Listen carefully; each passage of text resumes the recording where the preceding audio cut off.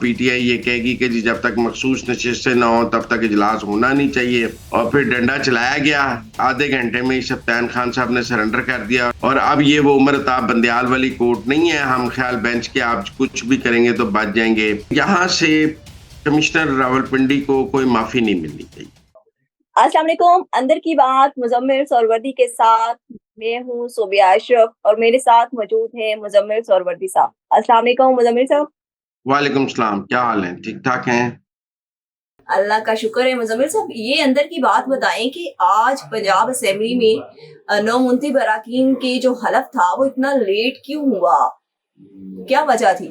देखिए, आज सप्तान खान साहब का हलफ लेने का कोई मूड नहीं था, और जो शुरू से ही उनका यही था कि कभी मखसूस नशिस्तों का मामला, कभी वो पीटीआई को मियां असलम इकबाल नहीं पहुंचे। एक ऐसा लग रहा था जैसे, आपको याद हो जब हमजा शहबाज वजीर आला बने थे तो गवर्नर थे उमर सरफराज चीमा साहब। तो उमर सरफराज चीमा साहब ने हमजा शहबाज से हलफ लेने से इनकार कर दिया था। अब आईन खामोश था कि अगर गवर्नर हलफ ना ले तो क्या करें क्या करें। 2 दिन 3 दिन फिर आफ्टर ऑल हाई कोर्ट में गए। हाई कोर्ट ने फिर स्पीकर को कहा, स्पीकर राजा परवेज अशरफ लाहौर आए और उन्होंने आकर हलफ लिया हमजा शहबाज से, लेकिन 4-5 दिन हलफ लेट हो गया। आज सप्तान खान साहब का भी यही प्लान था कि अगर वो हलफ ना लें तो क्या होगा। आइन में तो कुछ नहीं दर्ज कि अगर स्पीकर हलफ ना ले तो डिप्टी स्पीकर लेगा। डिप्टी स्पीकर भी पीटीआई का था, स्पीकर भी पीटीआई का है। तो अगर वो हलफ ना लें 4-5-6 दिन, तो 4-5-6 दिन हलफ होगा ही नहीं। वो इजलास को एडजर्न करते रहें।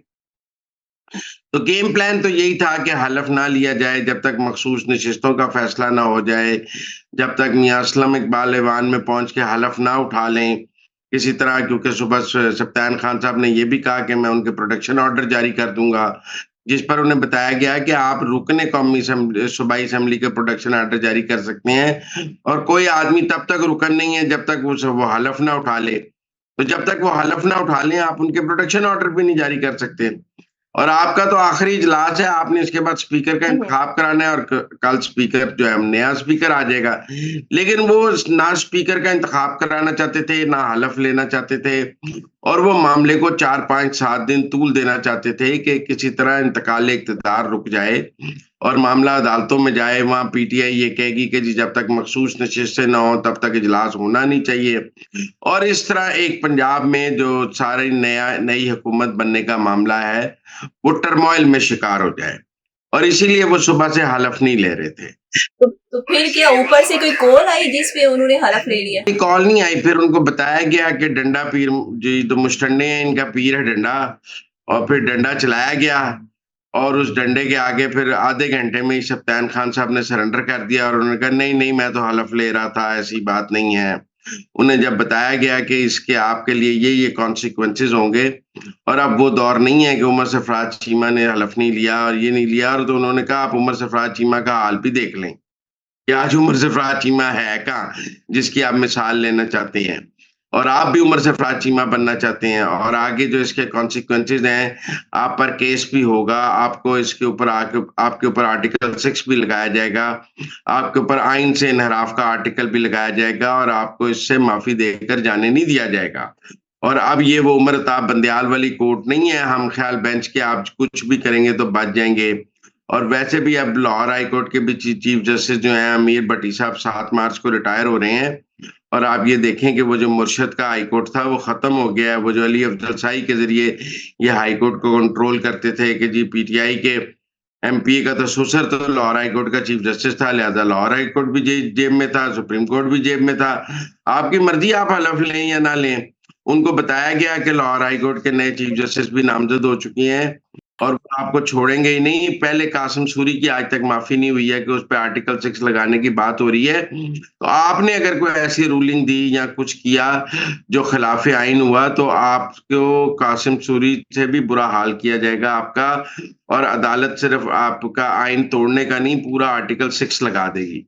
फिर जब उनको ये समझाया गया कि इसके नतायज जो हैं वो बड़े खतरनाक होंगे और अदालतों में आप जो हैं वो फंस जाएंगे, तो उन्होंने पतली गली से भागना मुनासिब समझा। पीटीआई वाले उनकी मिन्नतें करते रहे कि बराए मेहरबानी हलफ ना लें, देखें खान का हुक्म है जेल से कि आपने हलफ नहीं लेना, और हमने आपको जो गेम प्लान दिया है कि आपने 7-8 दिन हलफ नहीं लेना।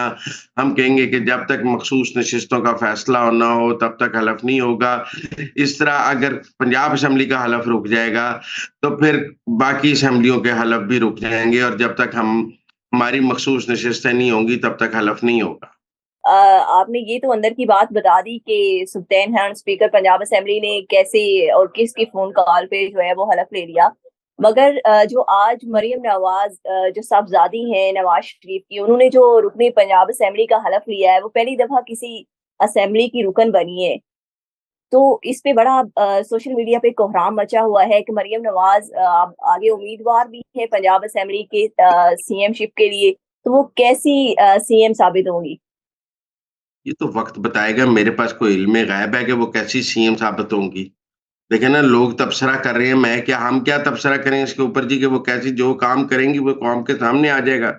मैं आज कह दूं बड़ा शानदार सीएम साबित होंगी, कल को आप कहेंगे आपने कहा था। वो उनके पास ये घोड़ा और घोड़े का मैदान है। अच्छा काम करेंगी लोग कहेंगे अच्छी सीएम है, बुरा काम करेंगी लोग कहेंगे बुरे सीएम है। इसमें ऐसी कौन सी बात है। लेकिन आज उनका मैं जो हम बात कर रहे थे वो ये है कि देखिए, अगर आज पंजाब असेंबली में का हलफ ना होता तो फिर केपी असेंबली का स्पीकर भी पीटीआई का था। उसने भी अरकान से हलफ नहीं लेना था और कहना था कि जब तक मखसूस नशिस्तों का फैसला नहीं होगा मैं हलफ नहीं दूंगा। इस तरह 2 असेंबलियां रुक जानी थी। इसी तरह फिर आगे जो है वो कहना था जी कौमी असेंबली के स्पीकर ने गलत हलफ लिया है। तो एक सारा इंतकाल इक़्तिदार जो है वो एक क्राइसिस का शिकार करने की पीटीआई ने एक हिकमत अमली बनाई थी, जो आज पंजाब में ही फ्लॉप हो गई है, और इसके बाद अब उनको केपी में भी ये करने की मेरे ख्याल में ज़रूरत नहीं होगी। बाकी जहाँ तक मरियम नवाज़ के वज़ारत आला की बात है, उनके पास बेहतरीन टाइम है, अक्सरियत उनके पास मौजूद है, कोई मोहताजी नहीं है, सियासी तौर पे फ्री हैंड है, इंतज़ामी तौर पे फ्री हैंड है, नवाज़ शरीफ का तजर्बा उनके साथ है, उनके पास बेहतरीन टीम है। देखें अब तो उन्होंने परफ़ॉर्म करना है और सबकी नज़रें उनकी परफ़ॉर्मेंस पर हैं कि वो कैसा परफ़ॉर्म करती हैं। इसी परफ़ॉर्मेंस पे उनके अगले पॉलिटिकल करियर का सारा दारोमदार है। अच्छी सीएम बनेंगी तो आगे और तरक्की करेंगी, और अगर बुरी सीएम बनेंगी तो फिर वो लोग कहेंगे कि जी कैरियर खत्म हो गया।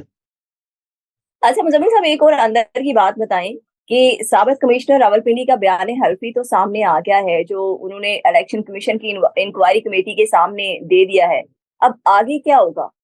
देखिए, उनके 2 बयान सामने आ गए। एक बयान उन्होंने मीडिया के सामने दिया कि धांधली हुई है। एक बयान उन्होंने इलेक्शन कमीशन में जाकर दिया है कि जी मैं सारा झूठ बोल रहा था और मैं जे कि बहकाया है पीटीआई के किसी ने। अब एक बंदे के 2 बयानात हैं। पीटीआई वाले कह रहे हैं पहला बयान सच्चा था और दूसरा सॉफ्टवेयर अपडेट होके लिया है। दूसरी पार्टी कह रही है कि पहला बयान पीटीआई के कहने पे दिया था, दूसरा अब जब फँस गए हैं तो सच बात कह दी है। एक तो मैं समझता हूँ कि यहाँ से कमिश्नर रावलपिंडी को कोई माफ़ी नहीं मिलनी चाहिए।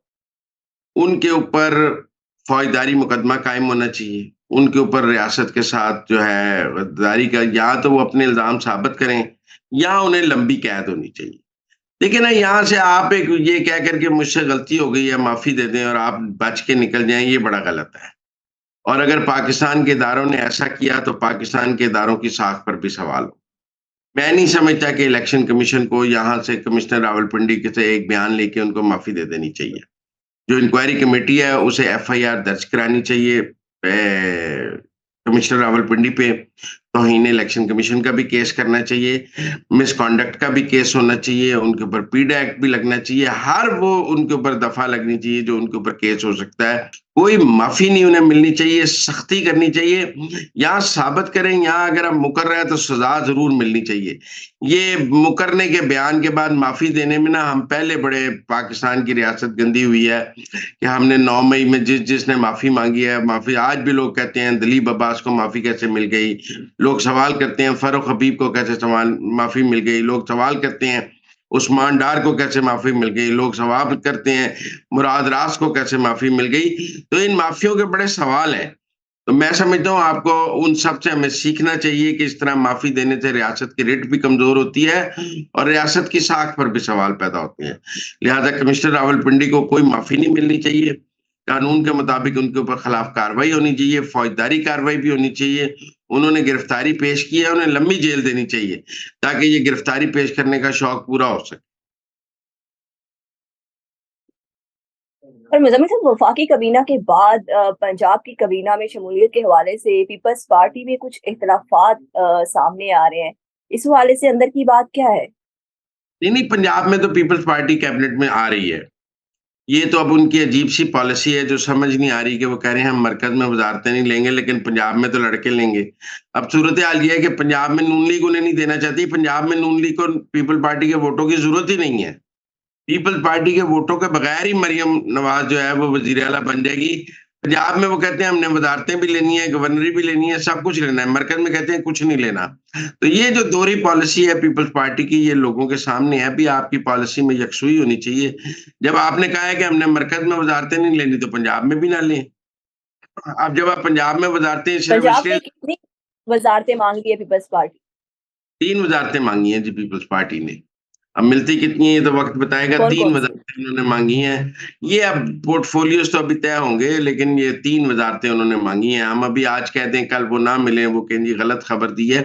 पोर्टफ़ोलियोज़ तो शाम तक चेंज होते रहते हैं, आपको पता है ये मिल गया, ये ना मिल गया।